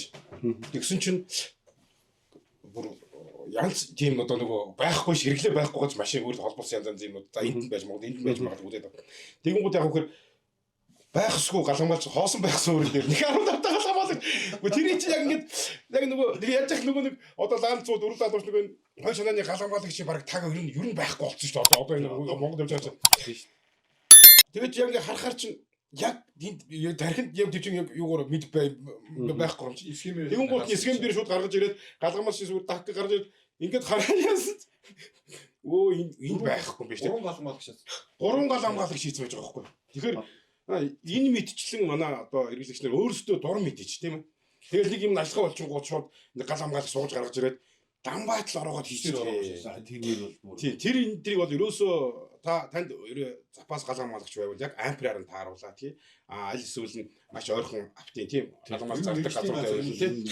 Солиод яг хөдөө гадаа явж байгаа хүмүүс тийм үү. Аянгууд 15 галамгаалаг шатаад ийсэн гэнэ. Гэхдээ тэр шатаад л байгаа бол цаашаага шатах нь ойлгомжтой байхгүй. Тэр асуудыг шийдэх бол тэгэнгүүт нь ороож аваач игээ машин шатаацсан хүмүүс байгаад байгаа шүү дээ. Тэр сүүл тэр бас нэг парада 150 ирж байгаа шүү дээ. IFI main гээд 25 галамж дээр 30-ыг хийцэн цай. IFI main-ээс гараад дахиад IFI номер юу ч үлээ ингээд дахиад нэг салаалаад ингээд жижиг нэг галамж нь 10 таа явах хэрэгтэй. Тэр 10 таа цаашаа гараад би угаасаа нэг парадагийн нэг юм рэл бичлэг хийцэн байсан тэрэнд. Тэнгүүд хоёулын дээр наваашаад 30-ыг шагаа хийцэн. Тэгээд яг тэр хэрэг тэр машин зүгээр ахаад жаах утсан бол тэр галамж юу гэж тесвэрлээд байгаа байхгүй юу? Ингээл утас ингээл үрээл тэг чинь гүйтл нэг өсөөл ингээл яваал байгаа. Тэнгүүч тэр хооронд чинь яг шууд ингэчих юм бол магадгүй галамж шатах гэдэг юм л да. Шууд чадгал шатчих. Тэгэхгүй ингээл нэг ингээл гүйдэл өсгөл ингээл яваад исэн ингээл салс нэлээ. Тэнгүүд яг хөөхөр яг ингэх үе чинь мэдээж гүйдэл ихсэн. Тэр хооронд тэр утаснууд чинь ингээл халуун хайлна. Дүүрээс нь хайлаад хажуу талын утаснуудаа бүгдийг бариад байгаа биш тийм. Тэрөө хэвлэж жагаад магадгүй яг бүр өндөр чадaltaй нөгөө нэг 50 ампер 80 ампер 100 ампер нөгөө чадлын юмнууд гэдэг чинь одоо чинь ABS-ний мотор ч юм бол хамгийн бадаал 50 ампертай байгаа шүү дээ 40 ампертай ч юм тэд нар хооронд ингэх юм бол за тэгээ тэгэл маш яасан шүү дээ тэгээ шууд сайхан галын надам болохгүй тэгэхээр тэр мэтлэн нэг нүдрүүгээ уруугаа хийдэг юм бас нэг жоохон юу яах хэрэгтэй шүү дээ цензуртэй бас нэг бодолтой хийж явахгүй болохгүй шүү зөндөө тэрнээсээ болоод алдсан улсууд алдаа гаргацсан машин манай бүх юм манай гадар байгаа цахилгаанчд байна. мундаг одоо мэдлэгтэй хүмүүсүүд байна тий. Бага. Тэгээд тэр мундаг мэдлэгтэй цахилгаанчд маань монголчлог гэдэг юм их амар хийж байна. Тий. Шууд парны ажиллагаа болцсон. Кондишнерээс бүрээс 20 ороод ирлээ. Гэхдээ яасан гэдгсэн. Та энэ хаана үзүүл шандын тэр гэсэн өгүүлэмжүүдээ хэлж байгаа юм л да. Тэнд очны цахилгаанчлаар ороод ирсэн чинь энэ доорны уцаа болчихсон шүү дээ гэдэг чинь. Тэгүн гутан доор пар доод татаад тэгээд харсан чинь цаанаас галтаа уцаа авчиж ирээд нэг утаа бэрмэж өгцөн байж байгаа байхгүй. Тэрийг салахаар пар ажиллахгүй дэлэх юуш байхгүй. Гэхдээ тэгээд цаашаага тэр бүр ингээд хөөгд би азаад ирэнгууд кондишнерүүд цалхаа мотор сольж кондишнер үлээж байгаа байхгүй. Бүр цалхаа мотор дотроос хэмжин тэр авцсан. Хэрвээ тэр үнэхээр одоо юу гэдэг ингээд цаад учрыг олоогүй зөвхөн наадлын өнгөрийн хэсгийг асаадаг энэ байдал гэдэг бас жаахан болмоор байгаа шүү л гэж одоо. Ер нь тижэл байхгүй болчих гутал тэрийг тижэл татаад өгч байгаа байл. Тэгээ тэр утсан дээр бол аль утсан дээр нь тижэл очиж ийн гэдгийг бас тэр айгуу сайн мэдээд байгаа байхгүй. Ер нь зүгээр хараа ийм байхгүй. Одоо ингээд над руу ингээд электрон жаал пэйжэр ч байна, доктор асуулж байна, докторын юу шугамарч байна ингээд зөндөө хүмүүс хандна штэ. Хандж байгаа ханд дуудлагаас угаас ихэнх юм явж чадахгүй. Боломжч байна. Машины үзийгээд ч үзэж чадахгүй. Яг тэгэхээр тэр машины схем, зураг, ажиллах бүт цаанаас тижэл ирдэг. Ямар галаамж чартай юм штэ. Ямар ирлээгээр ордгийг, аль залгуурыг хэддгээр үлээ, ямар өнгийн хугацаар явдгийг гэдэг юм байхгүй ч би тэрийг яаж ухаж учрыг нь олж юу ах юм. Түлхүүр дээр аксессуар дээр тижэл ирэх хэрэгтэй юм уу? Игнишн дээр юм уу? Эсвэл зөвхөн старт дарах үед ирэх хэрэгтэй ч юм уу? Яах юм. Тэр цаад яг нарийн юмыг мэдэхгүй учраас ер нь цахилгаан гэдэг зүгээр ингээд нэг юм индикатор ороод зүгээр нэг утас татж авчирал нэг юм татлагаа бийш нь холбогддог юм бол угаасаа биш. Тэр жолооч тэр цаг чинь өнгөрцөн. Тэр бол өнгөрцөн. Хуучны машин бол карбюратор одоо дүнжгүй. Үс үед бол тийм машин дээр л нэг тиймэрхүү гаргалгаа болно л доо. Одоо юм ямар ч боломж байхгүй. Ямар ч боломж байхгүй. Бүл исемтэй болцсон, тэрийнхээ дагуу схемтэй болцсон тийм болохоор.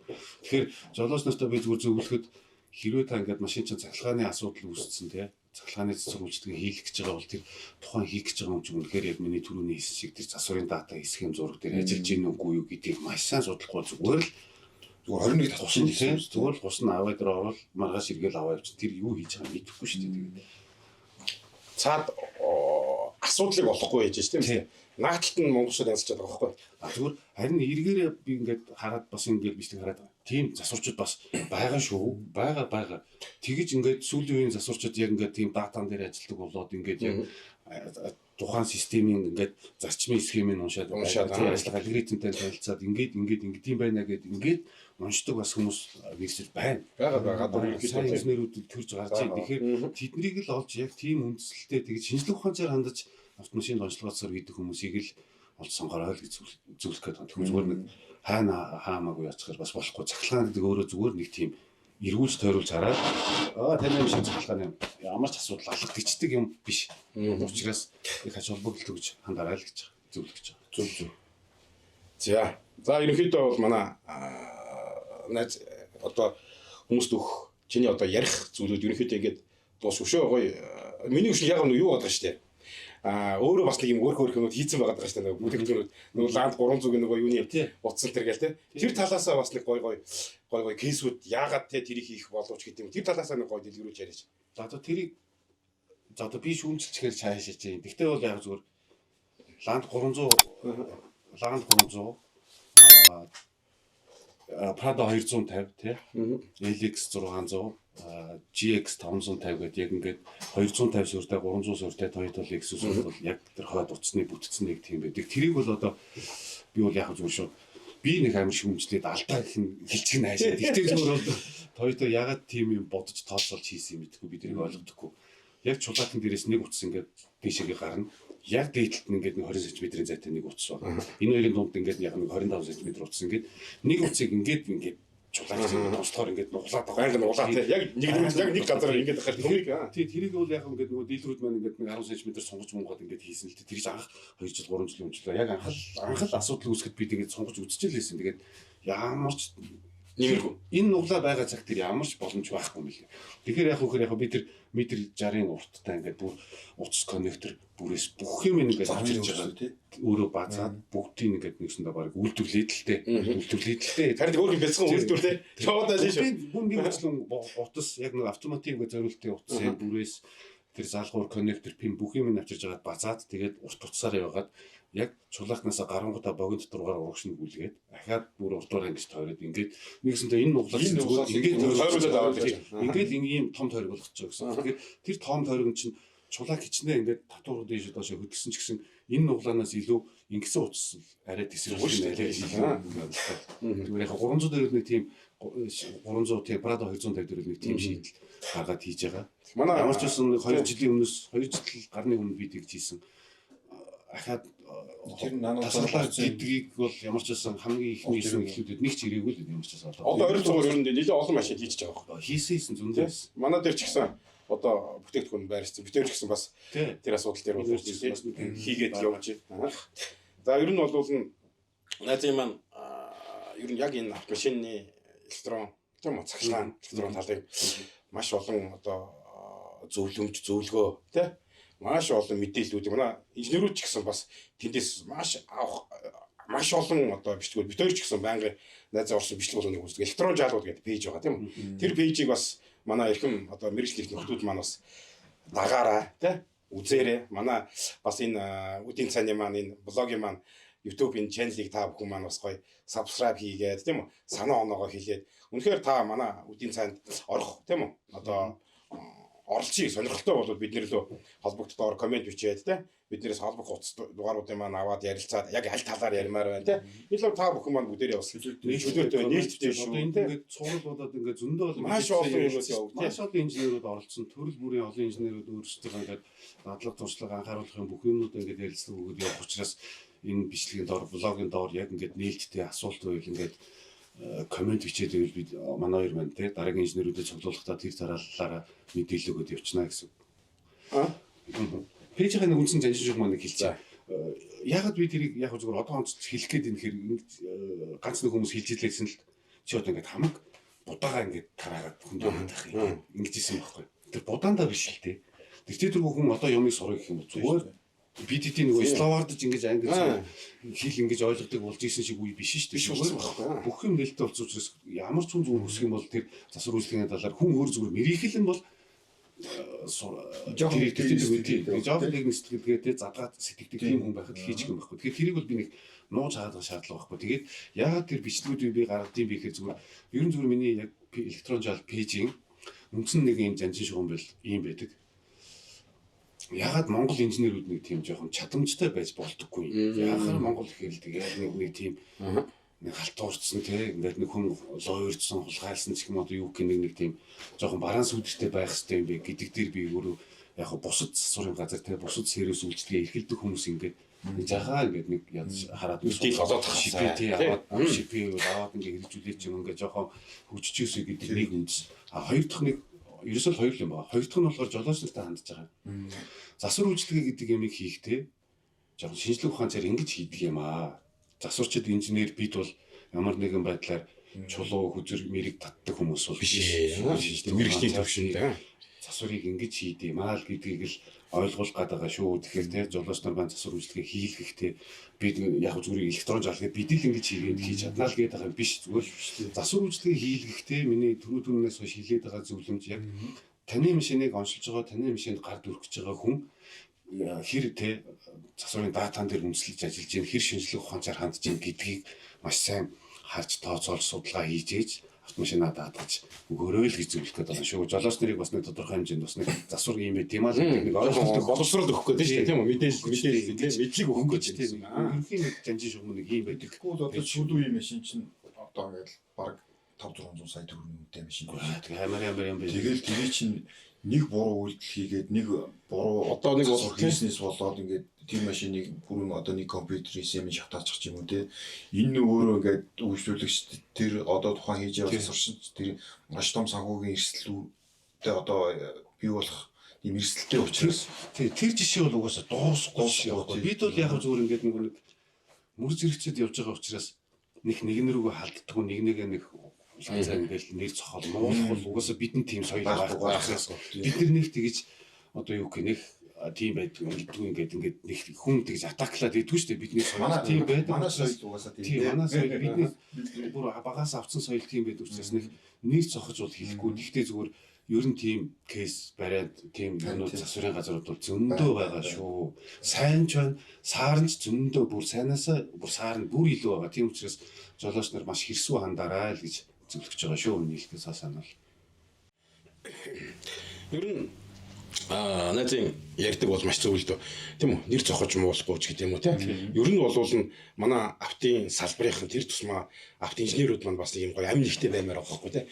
Тэднийг юу ч чаддгийг ингээл нэг хүн нэг яваад очихоо те тэд нэг ийм хэлсэн. Тэднийх ч ерөөс юу ч мэддэггүй шүү дээ. Чаддгүй газар мазар гэл ингээл нэг айгүй их тийм ярьдаг. Тэр хүн 100% бүгдийг чаддгүй байж бол. Гэхдээ нэг юм маш сайн чаддаг байх л ерөөс авах юм байгаа байхгүй. Тийм үстэй. Тийм учраас нэгдүгээрт манай инженерүүдтэй л урайлаад хийчих те. Ингээд яг одоо юу гэдгийг манай найз шиг те. Инженер одоо манай их болчиг нэр цохож те. Ингээд нэг айхтар тийм нэг айхтар Шүүмж бол байна. Байж болох л да. Шүүмж байгаа бол зүгээр шууд хувьд нь өөрт нь одоо жоо энийг чи ингэж штегээд ч юм уу яг магадгүй зүгээр тэр хүнийг хөгжөөсө гэдэг үүднээс л хэлж байгаа л шүүмж бол байж болно. Тэрээс нийт заах үнэхээр бүр улаан цай хулгаал өөр хийгээд хүнийг зарлаад муулаад ингээд мэхлээд хүнийг хохироод байгаа бол одоо хамгаалах нэрийг нийлээд. За энэ бол ингэдэг газар биш үү гэдэг чид бол яг гэмгүй байх. Тийм бас анхааруулах маягаар жолооч нар цааш эрсдлийг бас хааж ирсэн. Жолооч нартай үүдэх эрсдлийг хааж идвэл яг зүгээр нэг бүр үнэхээр болохгүй бол хамаагүй нэг тийшлэх юм уу нэг болох бах. Тэрээс бол бид бол яг нэг их дургу мэдээж хүн болгон ингээд сургууль төгслөөд ингээд шууд 100% ингээд супер болол гарч байгаа биш шүү. Алханд би ч гэсэн одоо ингээд алханд тутудаа ингээд суралцаад хөгжөөл миний ч гэсэн мэдгүй юм 10,000 зөндөө байгаа шүү. Тэгэхээр засварын тийм байцлал алханд тутамдаа хөгжиж явдаг учраас ярьчихгүй л байна шүү дээ. Байнгын ер нь бол тийгээр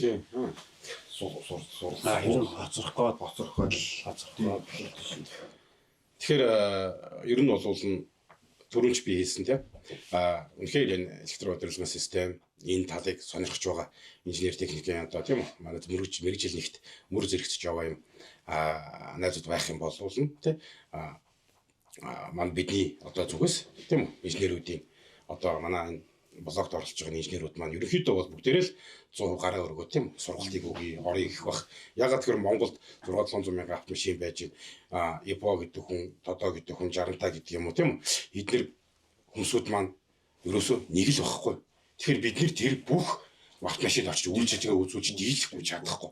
Нэгдүгээр шүү дээ. Хоёрдугаарт ерөнхийдөө энэ инженерүүдийн үдийн цаг гэдэг энэ блог ерөнхийдөө бол инженер Жак Виторийн хувьд ярилцж байгаа. Яг энэ инженерүүдтэй бас юм гоё мэдлэгийг өгдөг бай. Үйлчлүүлэгч бас мэдээллүүдийг өгдөг бай, тийм үү? Тэгээд эндээсээ ургуулад үнэхээр хүсэж байгаа хүмүүсүүд байх юм бол бид нар гоё ингээд сургалтаа явуулцдаг, тийм.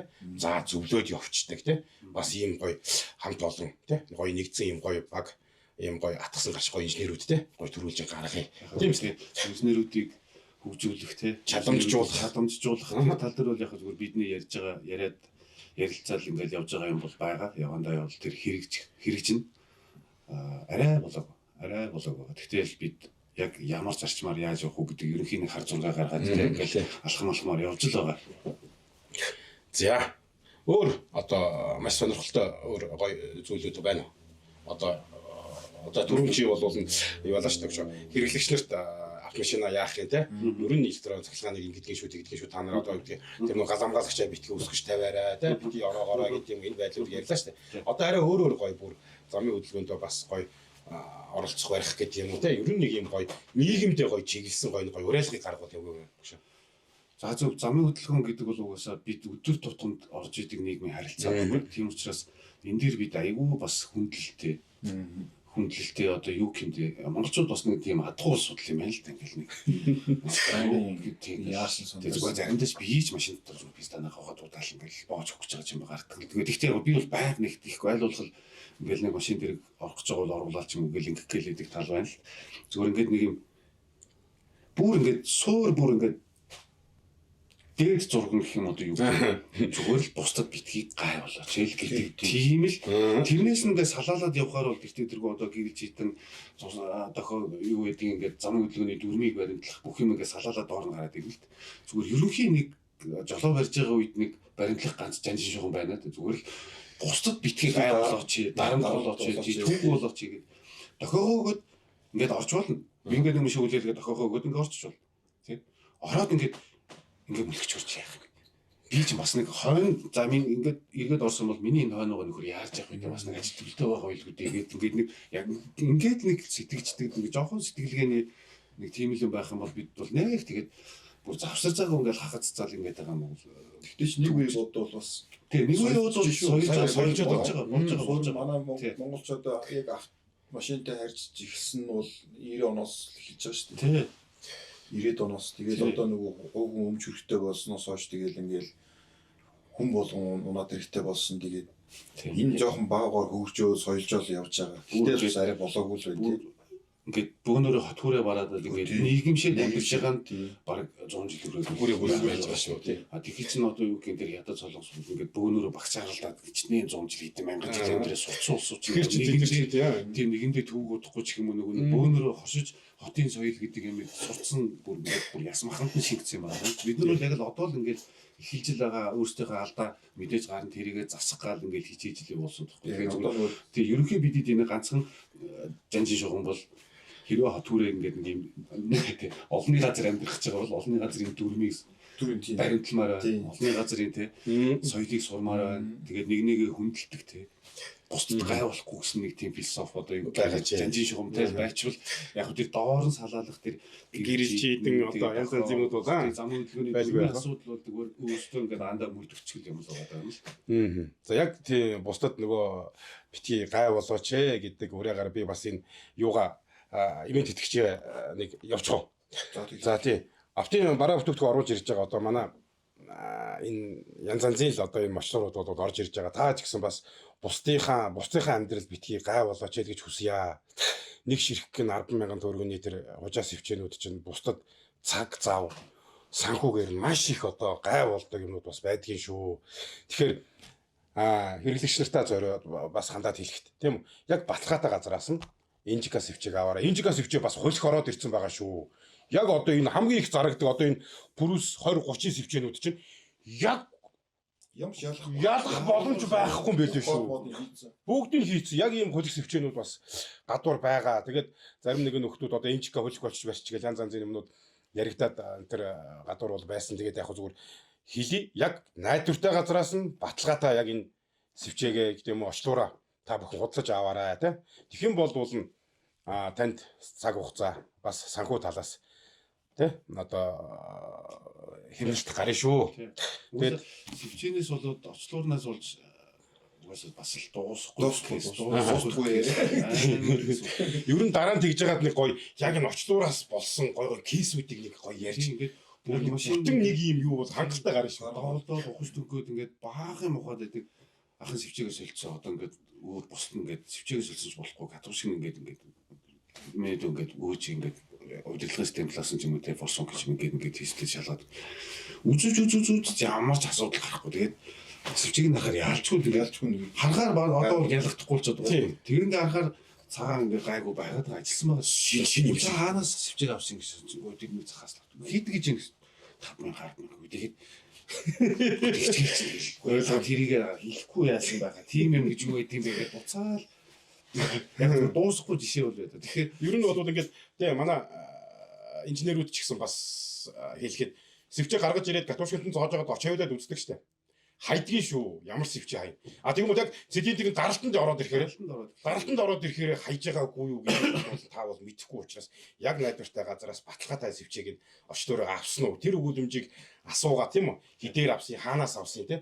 Хэрвээ яг үнэхээр тань дээр дагуулсан машин учир нь олдохгүй нөгөө нэг тийм. Иймэрхүү машинууд ороод ирвэл яг очлуур талаас нь бас маш сайн асуужуудыг авч байгаа тийм. Тэгэхгүй бол амар их юм үзсний дараа толгой эргүүлдэг юм чинь бас ийм холих очлуурууд бас байдгийн шүү гэж хэлье. Юу хийсэн те тэрийг зарим хүмүүс ч заримдаа баг бүр зориод нуугаад идэх шүү дээ. Хийхгүй хийж байгаа энэ ер нь хэлэхгүй байж байгаа баг нэг юу аачих гад байгаа. Яг яах гад ээлдэг бас барьцгүй харж байгаа хүмүүс байна. Тэгэхээр яа цөөхөн л тоо. Тэгэхээр бас л ингээггүй зөрүүлээ дахиад нөгөө нэг засвар үйлчлэгээ хийдэг инженер техникч механикууд маань бас л асуумжаа сайн асууж байгаарэ. Бас бол тий олон жилийн туршлага байна. Хариулж исэн бас байгаа шүү. Тэгэхээр бас үйлчлүүлэгчээсээ нэгдүгээр та яг яасын хизэнээс яагаад ийм болсон юу хийсэн те ингээд бүх юм хийх байх хэрэгтэй. А нөгөө талаас үйлдвэрлэгч гэсэн ингээд ийм хийсэн, ингэсэн дараа нь энийг сольж үзсэн, ингэсэн ямар ч үйлчлэлт байгаагүй. Энийг ингэсэн чинь жоохон өөрчлөлт гарсан. Гэхдээ жоохон юм байна гэж юм. Ингэнгүүт чинь эднэр дээрээс чинь бид нар бодож ийж баг дүгнэлт гаргаад тийм баг оншийн баг 50% шүү. 50% баг явж тэгж тэрийг тэр оншоо засварын давцад датантаа тийм үү? Схемдээ үндэслэж хөөж явж иж тэгэх юм бол захиргааны засвар гэдэг бол угаасаа өөрөө цагийн үнэлгээгээр явдаг тийм үү?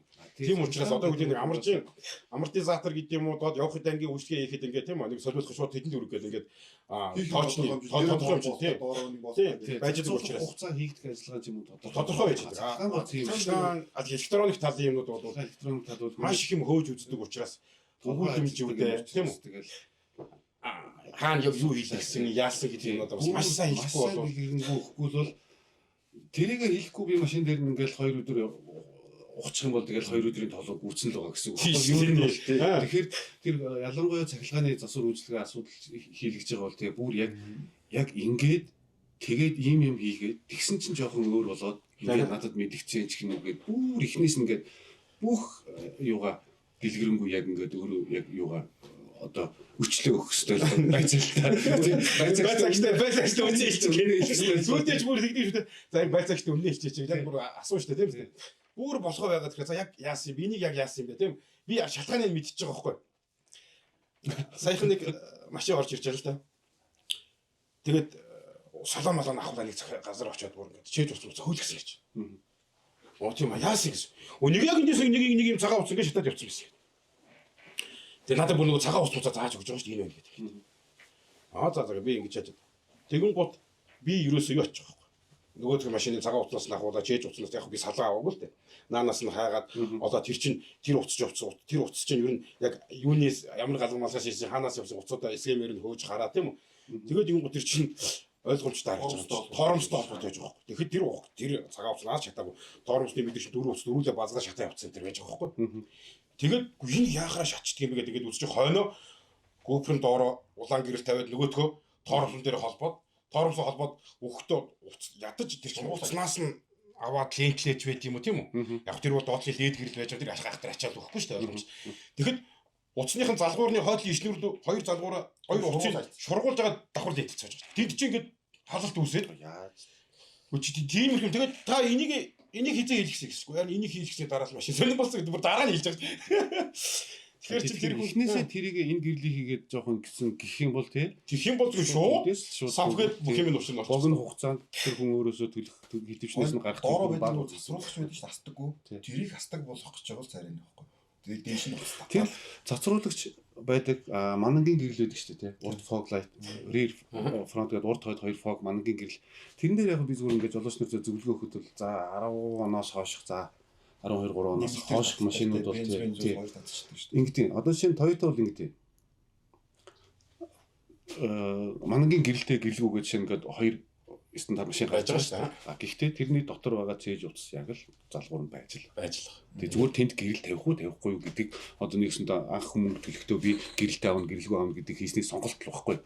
Тэгэхээр тэрэн дээр яаж ажиллах хэрэгтэй юм бэ гэхээр яг одоо шинэ манангийн ялангуяа би бүр яг гоё хийлээд байгаа нь rear front гэдэг тэр урд хойд хоёр манангийн гэрэл чинь өөрөө body control-оос удирдна. Body control-нд combination issue буюу гэрлийн унтраалганаас шууд ишигээ дохиогж байгаа шүү дээ. Тэгэхээр зүгээр сканер залгаал body control руу ороод active test гэдэг шүү дээ. Active test-н дээр урд хойд хоёр манангийн гэрлийг асаахыг нөгөө сканер дээрээс ингээд асааж унтраад тэгэхэд хянах дээр батгал нөгөө индикатор нь асчлах юм бол заавал нэмэлт ирлээ тий нэмэлтээр аккумулятораас утас татаал ахаал утас өвлөө ямар шаардлага баг зүгээр тэрийг яг өөрийнх нь бид нэр яг схем зураг хараад body control-ийн хэддүгээр залгуурын хэддүгээр хөл дээр гарах ёстой гаралтыг нь олвол тэн дээр пинг авчаад залгаад өгөхөд яг л сток үйлдвэрээсээ урд хойд манангийн гэлтэй юм шиг болж байгаа гэсэн үг байна. Одоо бид парадыг хойдолд нөгөө нэг асаацсан байсан шүү дээ. Тэр байна. За RAV4-ийн тэр нөгөө 5 дугаарын RAV4 би ч бас сая сүүл 4 5-ыг хийчихв. Урд нь ингээ манангийн гэлээд. Яг тэд нар чи бүгд body control-оос нь гаралт нь бэлэн байгаа. Тэр урд нь залгуур нь байгаа. Зүгээр л тэр машиныг худалдаж авахдаа жагаал гогсон гэрлгүй авна гэх юм бол зүгээр гэрлийг тавиагүй гэрлгүй гүпэл тавиад өгч. Тийм л хөлбөр байгаа. Тэгэхээр тэр урд хойд чинь гэрэл холбож байгаа тохиолдлыг бол яг тийм байдлаар гоё яг өөрийнх нь сток тий тэр чинь өөрөө body control дотор галгамаалжтай тэр гүйдэл тесвэрлэх бүх нөгөө ирлээ бүх юм уусраатай байж байгаа шүү дээ. Тэгээд тэгэж гоё ашиглаж хийж болох. За тэгэхээр мэрэгжлийн гэдэг юм уу сканерууд те энэ яг дата анализ зурлаад шинжилгээ ухаан чанар гэдэг байгаа зүйл чинь ерөөдөө инженерүүд маань иймэрхүү зүйлүүдийг бид нэр бас хэрэглэгч та нарт бас ингэж ойлгуулахын тулд энэхүү бас блогийн маань бас нэг утга учир байгаа юм шиг. Түүнээс биш ингээл нэг засварын газар ороод тэгэхээр нэг халтаас хийдэг юмнууд байж идэг те. Тэгэж бас одоо ойлгодог цаг хугацаа бол арай одоо бас ард хоцроод байна. Тэгэхээр яг ийм электрон удирдлагын системтэй гэдэг юм уу цахилгааны ийм асуудал тэр тусмаа юм он залуу тий сүүлийн үеийн генерашнууд тэр байх юм бол ер нь бол яг ийм мэрэгжлийн газруудад тийм үү хандаараа гэж та бүхэндээ хэлье. За ингээд ерөнхийдөө манай энэ хүү блог маань энд хүрээд өндөрлөж байна. За өөрөө хэлчихв. Тэгээ урайгаа хэлчих. Ер нь манай энэ сувгийг маань YouTube channel-ийн маань subscribe цаахан дараад өгөөрэй. Тэгээд бидний илүү сонирхолтой илүү контентуудыг өшөө цаашаа бас бид нэр хийх болно. Мөн манай мэрэгжил нэгт инженерүүд маань тийм үү. Одоо бид нар дээр явхад анги дээр тийм явхад тулгуурын ангийн одоо ерөөхдөө бас нэг гоё туршлагатай гоё инженерүүдийг бас урьж байна. Та бүхэн бид нар л гоё санал хүсэлтэд явуулаарай тийм гоё ярилцаад за энэ талаас нь ярилцъя гэдэг юм. Мөн бас яг нэг машинаараа тэр дагнцсан хүмүүсүүд байдаг шүү. Тийм зөвхөн нэг машинаараа дагнцсан. Тэр дээр бүр тултлан гэдэг юу яа. Төгсөрсөн хүмүүсүүд бол байгаа шүү. Тэд нар ч гэсэн бас тийм байдаг шүү. Тийм. Тэр хүмүүсүүд ч гэсэн бас яг энэ зүйлүүд дээр бас яг нөгөө яг тэр машиныг унж байгаа хэрэглэгчлэр ч гэдэг юм уу. Ер нь яг тэр бидэрт бас яг иймэрхүү чиглэлүүд бас хэрэгтэй байгаа. Тэгэхээр та бүхэн бас энэ блогийг үзэж байгаа инженерүүд маань бас саба дарахаас гадна бидэнд комментоор тийм үү мөн хувь чатаарч байдаг юм уу те гоё ингээд юугаа явуулаарай. Манай Facebook бол яг инженерүүдийн үдийн цаг гэсэн бас Facebook пэйж байгаа. YouTube дээр инженерүүдийн үдийн цагад оруулах манай channel байж байгаа. Тэгээ саба дараад, лайка дараад тийм үү бидэнтэй инженерүүд маань нэг дээрээ гэж хүсье. Тэгээ мөн бид нэр атгсан гар шиг цаашаага тийм үү хамт бүгдээрээ гоё хамт дээшээгээ жоохон мэдлэгч одоо боловсрын. Тий яагаад Монгол инженерүүд нэг тийм үнэлэмжгүй одоо юу гэх юм нэг тийм яагаад тийм байх хэрэгтэй юм бэ? Жоохон Монголд яагаад инженерүүд нэг жоохон ажиллаа сайн хийдэг, тултал сайн хийдэг, мэдлэг маш сайн байдаг. Тэгээд тэр хэмжээгээр сайхан үнэлэгддэг яагаад байж болдгүй юм бэ? Монгол нэг тийм дандаа нэг хоёр дахь нэг хууч юм авчрал яг бид үндсэн юм нь бол тийм л байгаа юм л да. Second хууч юм яаж гэдэг тийм. Яг зүр учиргүй машин бид ингээд бүтээх зохион бүтээхгүй ч гэсэн ядаж тэрийг зохиоцсон машины зохиоцсон бэлэн байгаа юмыг өгөгдөл бүх юмнуудын зүгээр ингээд өөртөө мэрийгээд хичээгээд олж аваад тэрэн дээрээ сураад хөгжөөд тий. Гээд ингэж болдгоо бэ л гэдгийг л жоохон яагаад гэдэг юм л та. Инженерүүдээ ер нь зүгээр масаараа Монгол инженерүүд нэг жоохон хөгжөөс угшаалгаасаа л гэдэг нэг тийм үзэл баримталтай явдаг. Тэгээд энэ манай блог бол нэг тийм реклам бол биш тий. Реклам бол биш. Зүгээр ингээд чөлөөтэй сайхан инженерүүд маань өөрсдөө ингээд яг түрүүний тодог хэлдэг нэг машинаараа дагнсан инженерүүд байж та тултал тэрэн дээрээ бүр ингээд туршлагачсан, гарчсан, бүр сайжирсан тийм хүмүүс чөлөөтэй ирээд тухайн машины талаар нийтлэг гардаг алдаа эндэгдэлтэй юу гэдэг тэрийг анхааруулах. За эвдрүүл ямар арга хэмжээ авах юм гээд ч юм ингээд сайхан чөлөөтэй нийт яг зүгээр өөрийг ингээд нэг илэрхийлээд нийт харуулчихсан. Тухайн тэр машин ундаг хүмүүстээ ингээд зөвлөгөө өгөх тийм тэр байдлаар оролцоход нээлттэй шүү гэж уриалж байна. За баярлалаа. За бүгд хоёулаа гуруулаас урайгаа хэлчихээ. Манай юу чи шүү. Аюулгүй зорчоор. За 1 2 3 аюулгүй зорчоор.